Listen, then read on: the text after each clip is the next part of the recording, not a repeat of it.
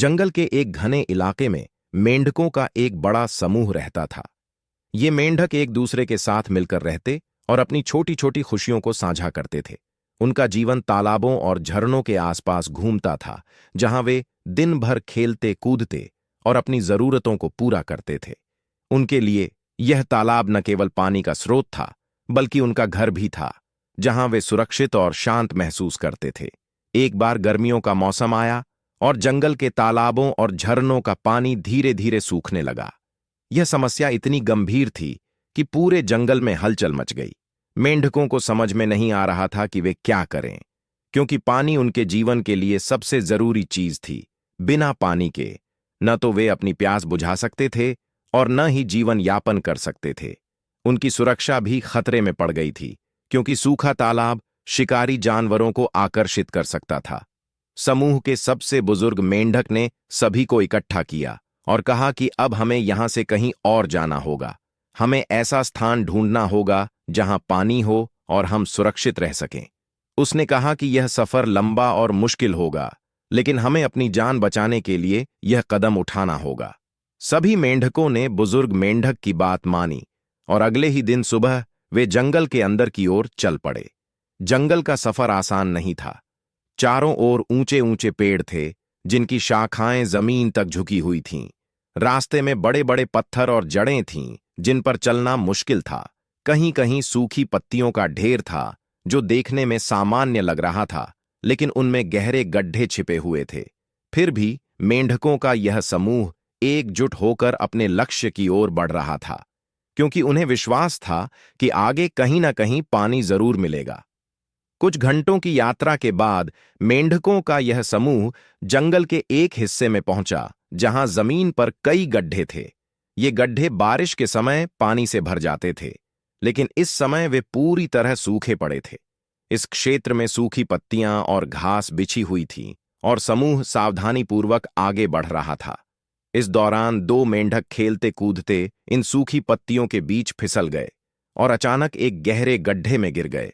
गड्ढे में गिरने वाले दोनों मेंढकों को पहले तो कुछ समझ में नहीं आया।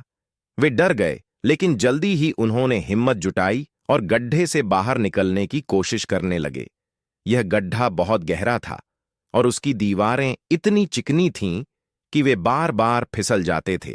जब समूह के बाकी मेंढकों को पता चला कि उनके दो साथी गड्ढे में गिर गए हैं, तो वे सब जल्दी से उस गड्ढे के पास पहुंचे और नीचे झांक कर देखा। उन्होंने देखा कि दोनों मेंढक गड्ढे से बाहर आने के लिए लगातार कोशिश कर रहे थे, लेकिन बार बार नीचे गिर रहे थे। समूह के मेंढकों ने चिंतित होकर आपस में चर्चा शुरू कर दी। कुछ ने कहा कि यह गड्ढा बहुत गहरा है और यहां से निकलना असंभव है। उन्होंने गड्ढे में फंसे मेंढकों से आवाज देकर कहा कि वे अपनी शक्ति बर्बाद न करें और कोशिश करना छोड़ दें। उनकी बातें सुनकर गड्ढे में फंसे एक मेंढक की हिम्मत टूटने लगी। उसे लगा कि शायद उसके साथी सही कह रहे हैं और उसकी सारी कोशिशें व्यर्थ जा रही हैं।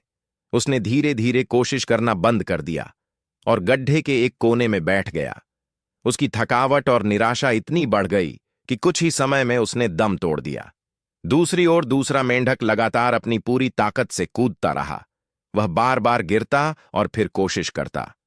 उसके साथी उसे रोकने के लिए चिल्लाते रहे, लेकिन उसने उनकी बातों पर ध्यान नहीं दिया। उसने अपनी सारी ऊर्जा और आत्मविश्वास को एकत्रित किया और एक जोरदार छलांग लगाई।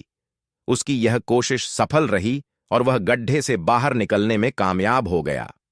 गड्ढे से बाहर आने के बाद बाकी मेंढकों ने उसे घेर लिया और पूछा कि उसने इतनी मुश्किल परिस्थितियों में हार क्यों नहीं मानी और कैसे वह गड्ढे से बाहर निकलने में सफल हुआ। तब उस मेंढक ने मुस्कुराते हुए इशारे से समझाया कि वह बहरा है और उसने अपने साथियों की बातें सुनी ही नहीं। उसने सोचा कि सभी उसे प्रोत्साहित कर रहे हैं और उसकी सराहना कर रहे हैं। यही सोचकर उसने अपनी पूरी ताकत से कोशिश की और सफलता प्राप्त की। इस घटना के बाद समूह के मेंढकों ने महसूस किया कि उनकी नकारात्मक बातें किसी की हिम्मत तोड़ सकती हैं। उन्होंने तय किया कि आगे से वे किसी को निराश करने के बजाय उसे प्रोत्साहित करेंगे। यह कहानी हमें सिखाती है कि जीवन में कठिनाइयों का सामना करते समय आत्मविश्वास और सकारात्मक सोच बहुत महत्वपूर्ण होती है। दूसरों की नकारात्मक बातें तभी असर डालती हैं जब आप उन्हें अपने दिल और दिमाग में जगह देते हैं। अपने लक्ष्य पर ध्यान केंद्रित करें और अपने प्रयासों पर भरोसा रखें, चाहे परिस्थितियां कितनी भी कठिन क्यों ना हो। अगर आप लगातार कोशिश करते हैं तो सफलता आपके कदम चूमेगी।